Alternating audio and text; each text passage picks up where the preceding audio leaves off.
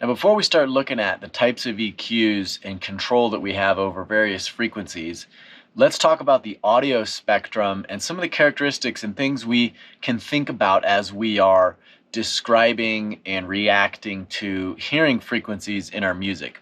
So this is a PDF that we're going to be including in the resources for this course, and it just shows you, this little gray box shows you the frequency range from low on the left to high frequencies on the right. And it's divided into 6 different buckets of frequency ranges. Off to the left we have 20 hertz, that 20 being the absolute lowest that humans can hear, up to about 60 hertz, then 60 hertz to 250 hertz, 250 to 2 kilohertz or 2000 hertz, and then 2000 hertz to 4000 hertz, 4000 to 6000, and then 6000 all the way up to 20,000, which is the highest possible range for humans. Now, not everybody can hear the entire range.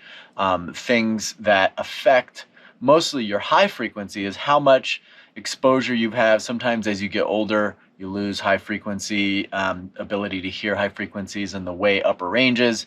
If you spend a lot of time at festivals or loud concerts in front of huge speakers, or if you've been DJing for many years, your ears can be affected and you'll lose some of that top end.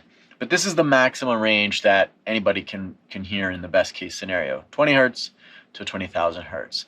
Now, as we look at this, I'm not going to go over all of this because you can look at it and it's pretty self-explanatory. But basically what this is if you look at a frequency range, so for example, 60 hertz to 250, if there's too much frequency in this area in your mix or in a sound or as you're using EQ, it's often referred to as too boomy or too fat or sometimes wooden, okay? Or, you know, there's too much proximity, you know, these types of sounds, boomy, wooden, you know, are what we think of, you know, nasally, that kind of thing, 250 to 2K. So these are negative things. If you have too much, this would be ways that we would describe what we're hearing. So if you're working with someone and someone says, yeah, I really like the mix, but it's a little too shrill or too harsh. Okay, well, maybe we're up here in the 2 to 4K range or something like that. Now, instruments on this next line right here, these are what instruments are capable of producing these frequencies and usually sit in the fundamental frequency ranges of this area. So for example, a deep kick drum, deep bass, synths, things like that, 20 to 60 hertz. Jumping up to the middle, 250 to 2K, guitar, piano, flutes, horns, saxophone, someone talking, soprano voice, things like that. This can show you some of the instruments that can fall into each category. Below that, we have a description of what that frequency range is supposed to sound like. So for example, in the 250 to 2K, we're going to call that the mid-range fundamentals of those various instruments in that area, or the harmonics of some instruments that might be higher or lower than that.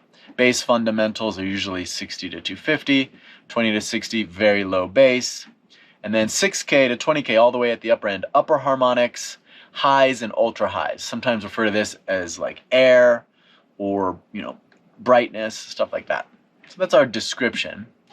And then desired character. So rather than being, you know, a negative, this is what might be desired in this area as we think of a full range mix. So in the low end, fullness, warmth, or power. In 60 to 250, warmth, fatness. 250 to 2K, fullness or projection of power. 2K to 4K, definition, presence, clarity, or brilliance, bite, those types of things.